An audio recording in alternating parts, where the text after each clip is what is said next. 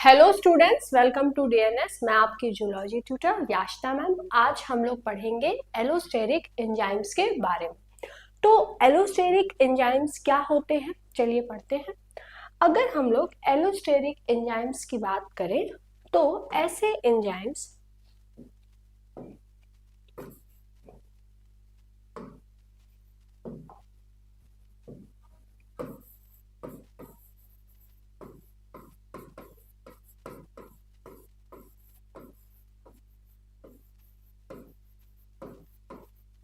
Allosteric enzymes क्या होते हैं। तो देखिए, एलोस्टेरिक एंजाइम्स की अगर हम लोग बात करें तो एलोस्टेरिक एंजाइम्स जो हैं ऐसे एंजाइम्स होते हैं जो कि चेंज कर सकते हैं अपना कन्फर्मेशनल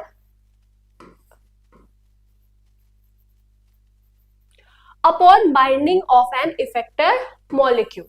ठीक है, जो कि क्या करता है, एक रिजल्ट करता है apparent change in the binding efficiency at different ligand binding site. मतलब एलोस्टेरिक एंजाइम्स ऐसे एंजाइम्स होते हैं जिनके पास ये प्रॉपर्टी होती है कि जो कि अगर उससे कोई भी उनका जो इफेक्टर मॉलिक्यूल है अगर वो उनसे बाइंड किया तो वो उसके अंदर कन्फर्मेशनल चेंज लाता है, जिसके वजह से एपरेंट चेंज जो है वो देखने को मिलता है उसकी बाइंडिंग एफिनिटी के साथ में एट ए डिफरेंट लिगेंड। ठीक है, तो ये जो है इस पे देखने को मिलता है। अब अगर हम लोग बात करें कि ये जो action at a distance binding site पे देखने को मिलता है through binding of one ligand, ये क्या करता है, ये अफेक्ट करता है binding of another ligand at a distantly different site. ठीक है, तो यहाँ पे जो है एलोस्टेरिक अगर एंजाइम्स की बात करें तो एलोस्टेरिक एंजाइम्स पे ढेर सारे बाइंडिंग साइट्स जो हैं वो होते हैं। अब इस पे होता क्या है कि एलोस्टेरिक एंजाइम से मान लीजिए एक सबस्ट्रेट आकर के अटैच हुआ है एक इसके बाइंडिंग साइट पे। अब ये कुछ ऐसे कन्फर्मेशनल चेंजेस लाएगा और ये जो है दो तरीके से इसका जो है एफिनिटी इंक्रीज या डिक्रीज होती है। ये इस चीज पर डिपेंड करता है कि कौन सा लिगेंड या कौन सा सबस्ट्रेट इसके बाइंडिंग साइट पर अटैच हुआ है। अब कुछ ऐसे लिगेंड या कुछ ऐसे बाइंडिंग सबस्ट्रेट प्रेजेंट होते हैं जो कि इसके एक्टिव साइट पर आएंगे, इससे जो है बाइंडिंग करेंगे और इसके बाइंडिंग की वजह से ऐसे कुछ कन्फर्मेशनल चेंजेस आएंगे इसके नेक्स्ट जो बाइंडिंग साइट है उस पर, ताकि जो दूसरा नेक्स्ट सबस्ट्रेट है वो आसानी से ऐड हो सके। फिर उसकी वजह से कुछ ऐसे कन्फर्मेशनल चेंज होंगे ताकि आगे का जो बाइंडिंग साइट है वो एक्सेप्टेबल बने, उसकी एफिनिटी इंक्रीज हो, नेक्स्ट सबस्ट्रेट से आकर के वो जो है वो बाइंड हो सके। ओवरऑल क्या हो रहा है कि ऐसे कन्फर्मेशनल चेंजेस आ रहे हैं आगे के जो भी बाइंडिंग साइट्स हैं उसमें, ताकि जो है एक का जब बाइंडिंग हो रहा है तो वो दूसरे के बाइंडिंग को फेवर कर रहा हो। या फिर ऐसा जो है नेगेटिवली रेगुलेशन भी होता है जिसमें मान लीजिए एक जो सबस्ट्रेट है वो आकर के बाइंड हुआ है और वो ऐसा कुछ कन्फर्मेशनल चेंज लाया है जिसकी वजह से जो बाइंडिंग साइट है वो दूसरे सबस्ट्रेट के लिए एक्सेप्टेबल नहीं है, बाइंडिंग जो है वो डिक्रीज कर दे रही है। तो एलोस्टेरिक साइट पे यही होता है कि ये जो है ऐसे एंजाइम्स होते हैं जिनके बाइंडिंग साइट्स पे सबस्ट्रेट आते हैं, उनके अंदर कन्फर्मेशनल चेंजेस लाते हैं और ये इस चीज पर डिपेंड करता है कि सबस्ट्रेट किस हिसाब का है, वो या तो एफिनिटी को सक्सेसिव जो भी सबस्ट्रेट्स है उनके बाइंडिंग साइट के साथ या तो इंक्रीज कर सकता है या तो डिक्रीज कर सकता है। अब अगर हम लोग एलोस्टेरिक की बात करें तो ये बहुत ही इंपॉर्टेंट और बहुत ही क्रूशियल रोल होता है फंडामेंटल बायोलॉजिकल प्रोसेस में। जैसे कि जो सेल ये जो है नॉट ये सिर्फ और सिर्फ अगर हम लोग देखें तो cell signalling, regulation of metabolism, इसमें तो जरूरत इसकी पड़ती ही है। एलोस्टेरिक एंजाइम्स जो हैं वो ओलिगोमर्स नहीं होते हैं और इनफैक्ट इनके पास बहुत सारे ऐसे सिस्टम्स होते हैं जो कि ये डेमोन्स्ट्रेट किया गया है जिसमें कि जो एलोस्टेरी है वो विद इन सिंगल एंजाइम्स जो है वो देखने को मिलती है। अगर हम लोग बात करें बायोकेमिस्ट्री की। तो बायोकेमिस्ट्री में जो एलोस्टेरिक रेगुलेशन होता है या जो एलोस्टेरिक कंट्रोल होता है, ये एक रेगुलेशन का प्रोसेस है, एक रेगुलेशन ऑफ द प्रोटीन का एक प्रॉपर्टी है या प्रोसेस है, जिसमें binding of an effector molecule की वजह से एक साइट पर वो जो है इफेक्ट डालता है अदर एंजाइम के एक्टिव साइट पर। तो इसे आप नोट करिए।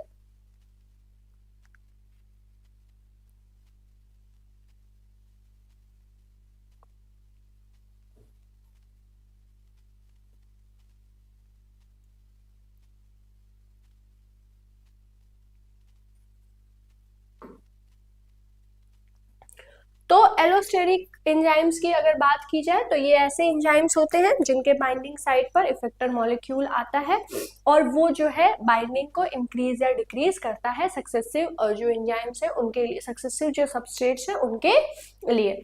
अब अगर हम लोग बात करें एलोस्टेरिक एंजाइम्स की साइट्स की, तो इनका जो साइट होता है जिससे इफेक्टर मॉलिक्यूल जो है वो बाइंडेड है, ये टर्म दिया जाता है इन्हें एलोस्टेरिक साइट। मतलब जैसे अदर एंजाइम्स के लिए जो साइट होता है जहां पे सबस्ट्रेट आकर के बाइंड होता है, उसे क्या कहते हैं, उसे एक्टिव साइट कहते हैं। तो अगर हम लोग एलोस्टेरिक एंजाइम्स की बात करें,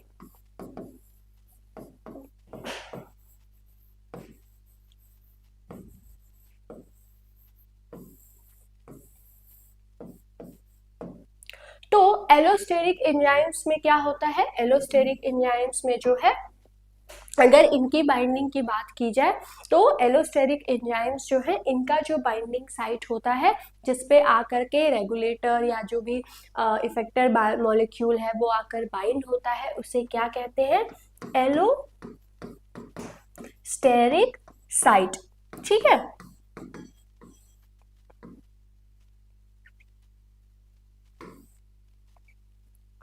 अब ये जो एलोस्टेरिक साइट होता है, ये एलोस्टेरिक साइट इफेक्टर मॉलिक्यूल को अलाउ करता है ताकि वो उस प्रोटीन से बाइंड हो सके, उस एलोस्टेरिक एंजाइम से बाइंड हो सके।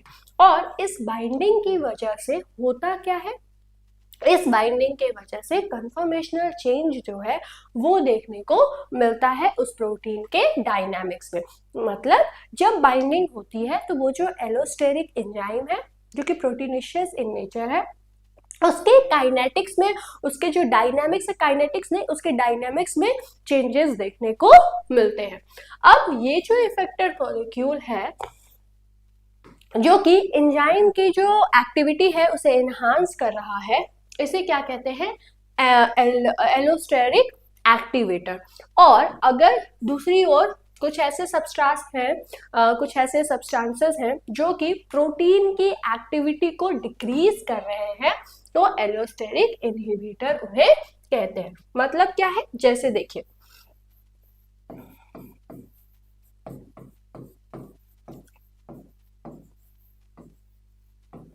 एलोस्टेरिक एंजाइम है जो कि प्रोटीनिशियस इन नेचर है, इसके पास एलोस्टेरिक साइट प्रेजेंट होता है। अगर इस पे कोई मॉलिक्यूल आ रहा है और वो इसकी एक्टिविटी को इंक्रीज कर रहा है तो उसे क्या कहते हैं, एलोस्टेरिक एक्टिवेटर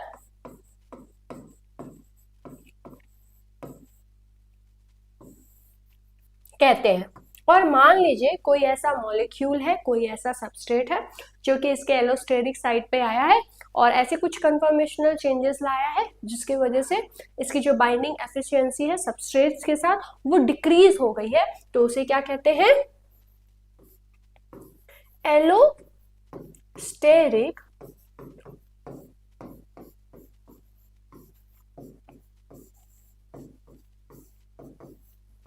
इनहिबिटर। ठीक है, समझ में आया। अब देखिए, इससे पहले नोट कर लीजिए,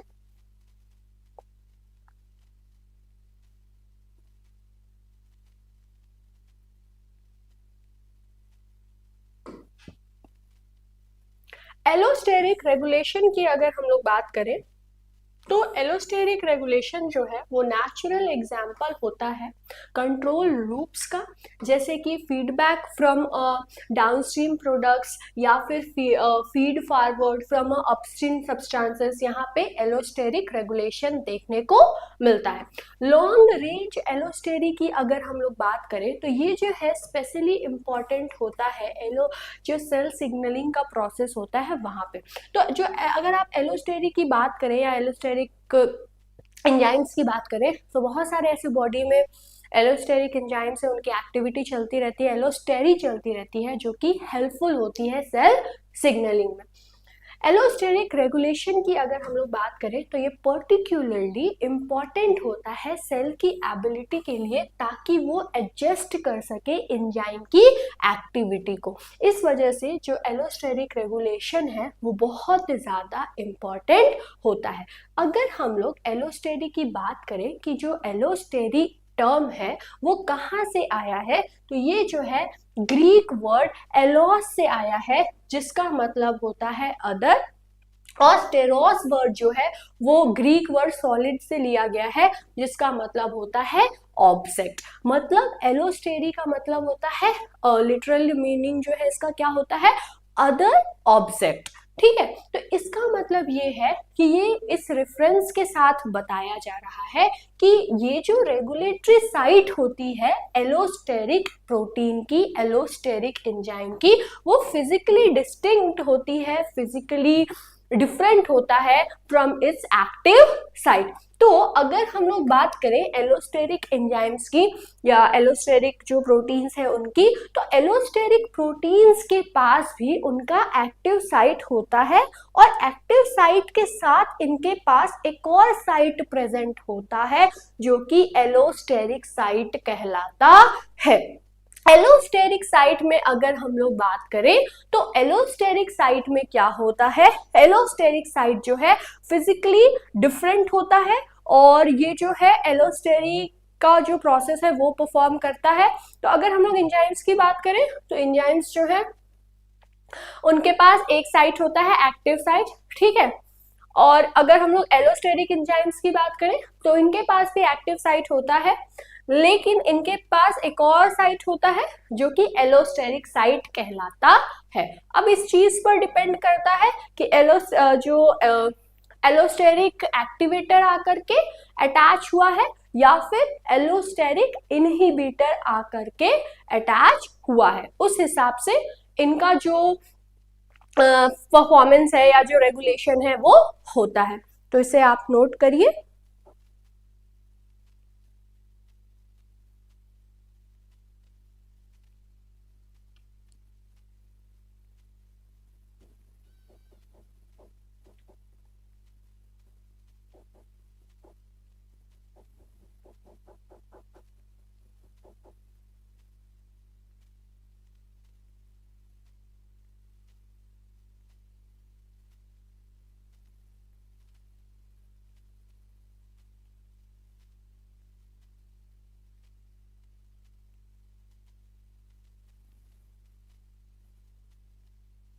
हो गया, चलिए।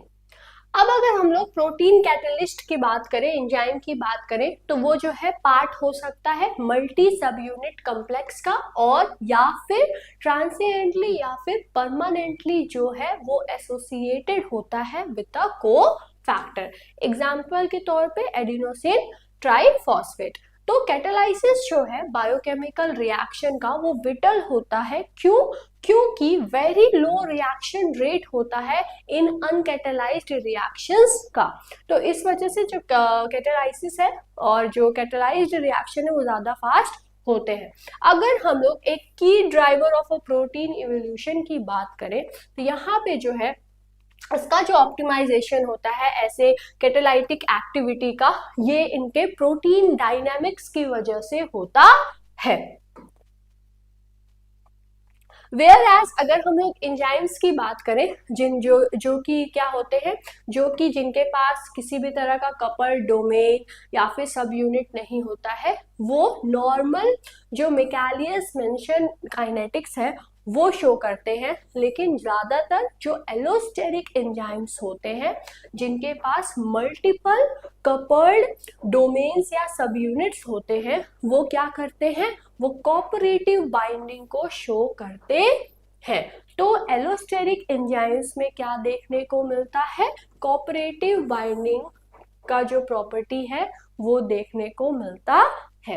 जनरली अगर हम लोग बात करें तो जो कोऑपरेटिव की अगर हम लोग बात करें तो कोऑपरेटिव जब होता है एलोस्टेरिक एंजाइम्स के अंदर, तो ये जो है एक sigmoid dependence on the concentration of their substrates in a positively cooperative system को दिखाता है।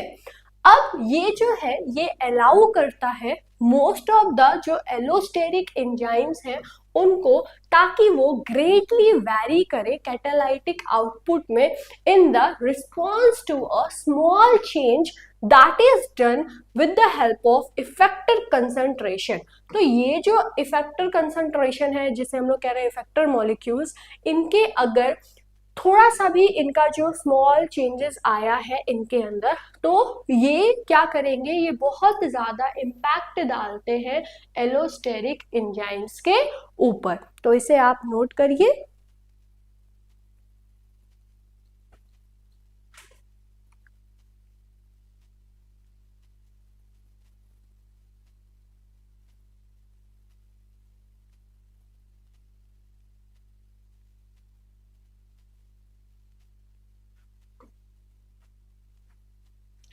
हीमोग्लोबिन की अगर हम लोग बात करें जो कि एक एंजाइम नहीं है, अगर इसके कैनोनिकल एग्जाम्पल की बात करें तो ये एक जो है एलोस्टेरिक प्रोटीन मॉलिक्यूल है और one of the earliest to have a crystal structure solved by Max Perutz. तो मोर रिसेंटली जो ई कोलाई एंजाइम है जिसका एस्पार्टेट कार्बल मोल जो ट्रांसफरेज है जिसे ATCase कहते हैं, वो एक अनदर गुड एग्जाम्पल हो गया है एलोस्टेरिक रेगुलेशन का। तो हेमोग्लोबिन में भी एलोस्टेरिक रेगुलेशन देखने को मिलता है और मोस्ट रिसेंट जो डिस्कवरी हुई है वो ई कोलाई के एक एंजाइम जो है जिसे क्या कहते हैं, जिसे ATCase कहते हैं, उसके अंदर भी एलोस्टेरिक रेगुलेशन देखने को मिला है। तो ये जो है ये कुछ एग्जाम्पल्स हैं जो कि ये बताया जा रहा है कि किस ऐसे एंजाइम्स हैं या कौन से ऐसे एलोस्टेरिक जो है रेगुलेशन जहाँ है वो कहाँ कहाँ पे देखने को मिल रहा है।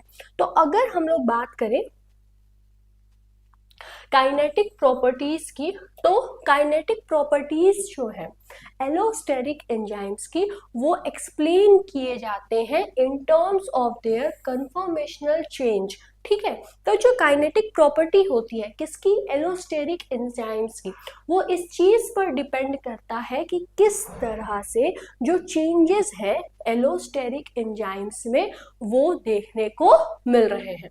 अब ये जो कन्फॉर्मेशनल चेंज हो रहा है वो किस तरीके से उनके लो एक्टिविटी पर इफेक्ट डाल रहा है, लो एफिनिटी पर इफेक्ट डाल रहा है, जो टी स्टेज होता है टेंस स्टेज उस पर इफेक्ट डाल रहा है, या फिर जो है हाई एक्टिविटी करा रहा है या हाई एफिनिटी करा रहा है, या रिलैक्स स्टेट जिसे कहते हैं आर स्टेट करा रहा है। तो अगर हम लोग बात करें कि ये जो काइनेटिक प्रॉपर्टी है एलोस्टेरिक एंजाइम्स की, उन्हें एक्सप्लेन किया जाता है कि किस तरीके से कन्फॉर्मेशनल चेंज हो रहा है। या तो ये कन्फॉर्मेशनल चेंज उस एंजाइम को हाई जो है हाई एफिनिटी वाले कंडीशन में रखेगा या तो लो एफिनिटी वाले कंडीशन में रखेगा, या तो उसे क्या करेगा, उसे जो है टेंस कंडीशन में या टी स्टेट में रखेगा, या तो उसे आर स्टेट में रखेगा। तो ये इस चीज के ऊपर डिपेंड करता है कि एलोस्टेरिक एंजाइम जो है उसके ऊपर किस तरीके का इफेक्टर मॉलिक्यूल आकर के बाइंड हुआ है।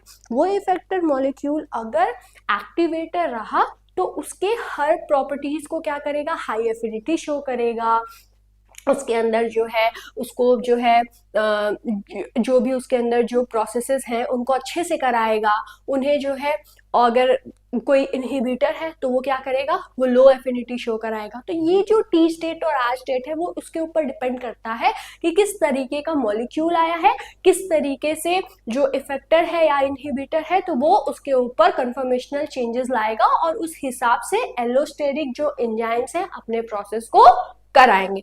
अगर हम लोग बात करें तो ये जो है ये structurally distinct form of enzymes होते हैं और ये शो करते हैं सेवरल ऐसे जो है एलोस्टेरिक एंजाइम्स हैं जो कि बहुत ही ज्यादा इन सारी चीजों को शो करते हैं। और अगर हम लोग बात करें कि हाउएवर जो मॉलिक्यूलर बेसिस होता है conversion between the two state, वो आज तक जो है अभी इतना ज्यादा एक्सप्लेन नहीं किया गया है, लेकिन जो दो मॉडल्स दिए गए हैं जो कि प्रपोज करते हैं इन मैकेनिज्म को कि किस तरीके से एलोस्टेरिक एंजाइम्स जो है उनमें ये दोनों स्टेजेस आते हैं, तो इनके लिए जो मॉडल्स एक्सप्लेन किए गए हैं वो है पहला मॉडल जो कि कहलाता है कंसर्टेड मॉडल, और ये कंसर्टेड मॉडल जो है वो मोनोड, वायमैन और कैनग्रिग्स द्वारा दिया गया है। और दूसरा जो मॉडल है वो है सीक्वेंशियल मॉडल।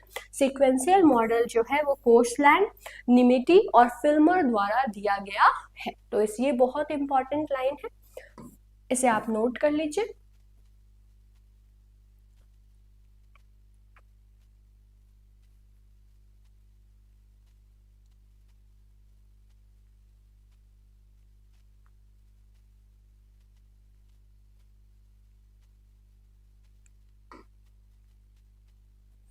तो अगर हम लोग कंसर्टेड मॉडल की बात करें तो कंसर्टेड मॉडल में ये चीज बताई गई है कि जो प्रोटीन होता है उसके पास दो ऑल और नन ग्लोबल स्टेजेस होते हैं। ये मॉडल इस चीज को बताता है कि ये मॉडल जो है पॉजिटिव कोऑपरेटिविटी द्वारा सपोर्ट की जाती है, जिसमें ये चीज बताई गई है कि अगर बाइंडिंग हो रही है एक लिगेंड की और इंक्रीज कर रहा है एबिलिटी ऑफ दैट एंजाइम कि वो जो है बाइंड कर सके मोर लिगेंड्स द्वारा, तो ये मॉडल जो है नेगेटिव जो कोऑपरेटिविटी है उसके द्वारा सपोर्ट नहीं की जाती है, जहां पे ये बताया जाता है कि लूजिंग अगर लूज हो रहा है कि कोई एक लिगेंड तो ये जो है इजी कर देता है उस एंजाइम को कि वो और लिगेंड्स को लूज कर सके।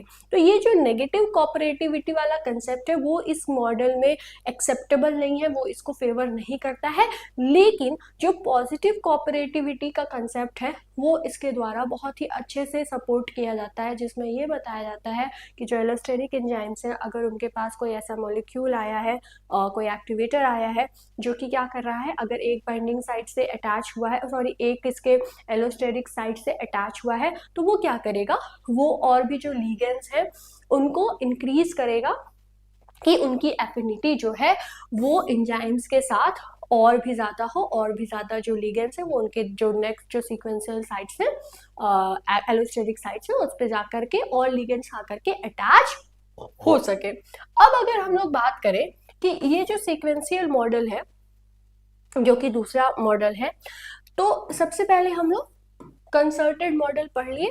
अब अगर हम लोग सीक्वेंशियल मॉडल को पढ़ें तो सीक्वेंशियल मॉडल में ये चीज बताई गई है कि जो एलोस्टेरिक एंजाइम्स हैं उनके पास डिफरेंट ग्लोबल कन्फर्मेशनल या एनर्जी स्टेट्स होते हैं और बाइंडिंग जो होती है एक लिगेंड की वो एंजाइम को चेंज करता है ताकि वो बाइंड कर सके मोर लिगेंड्स द्वारा आसानी से।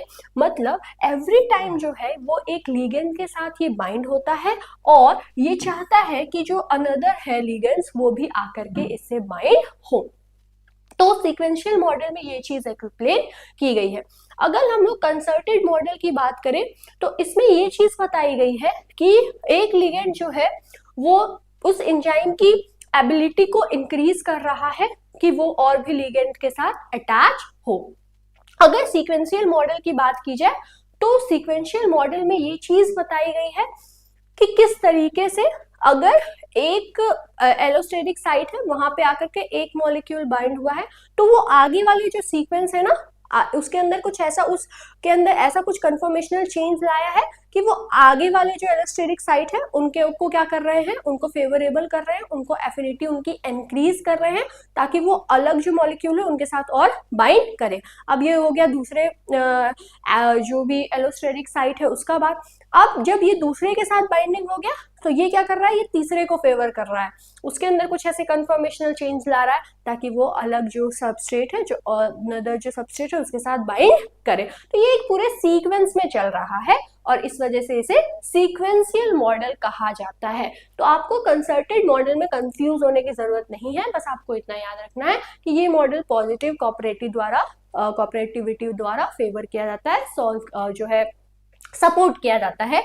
नेगेटिव कोऑपरेटिविटी जो है इसको नहीं सपोर्ट करती है। इसमें ये चीज बताई गई है कि एक लिगेंड आया है, बाइंड हुआ है, तो वो फेवर करता है कि और भी ज्यादा लिगेंड इससे आकर के बाइंड हो। सीक्वेंशियल मॉडल में क्या हो रहा है कि सारी चीजें सीक्वेंस से चल रही हैं। अगर कोई मॉलिक्यूल आया है उसके इफेक्टर साइड पे उसके एलोस्टेरिक साइड पर आकर बाइंड हुआ है तो वो कुछ ऐसे कंफर्मेशनल चेंजेस लाएगा ताकि वो अलाउ करे जो उसका नेक्स्ट सीक्वेंस है उससे जाकर के सबस्ट्रेट अटैच हो। ठीक है, तो ये पूरा प्रोसेस सीक्वेंस मैनर में चलता है, इस वजह से भी इसे सीक्वेंशियल मॉडल कहा जाता है। तो इसे आप नोट करिए।